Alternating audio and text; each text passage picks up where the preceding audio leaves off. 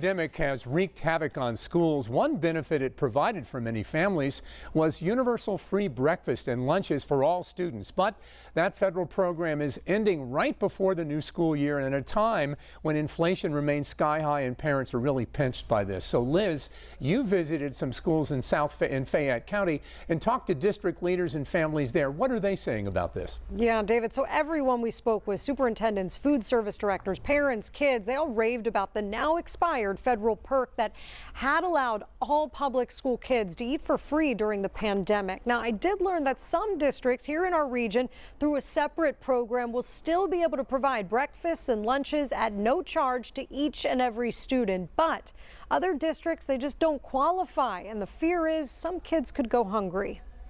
It's really a big help, especially when, like food stamps, if you don't get a whole lot, then you need these kind of programs for the kids to rely on. Candy Foster is talking about the free meals provided for her daughter Mildred as a student in Brownsville. The district and all others for the last 2 years have been able to offer breakfasts and lunches to all kids at no charge due to waivers the U.S. Department of Agriculture offered during the pandemic.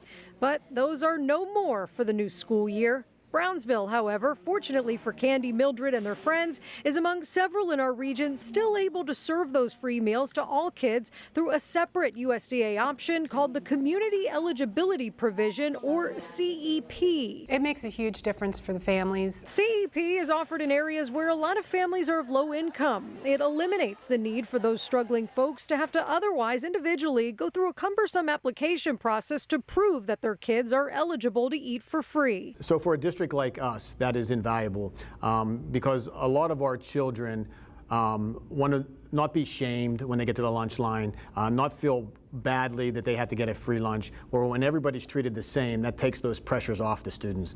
And it takes the pressure off of low-income parents to complete the paperwork. Some may not even bother, posing an even more complicated scenario for kids. All that hassle is taken away.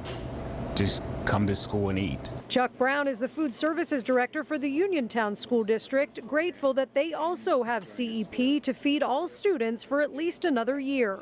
It gives us an opportunity to feed more kids. And quite honestly, a school lunch is the only meal some kids get. But so then, what about the kids in districts that just don't qualify for CEP in that same way? We'll do the best we can to help as best as we can, but not being able to offer free food to our families or to our students will definitely hamper some. Dr. Jesse Wallace, Laurel Highlands superintendent, says nearly half of their student body will have to go back to paying for meals this school year.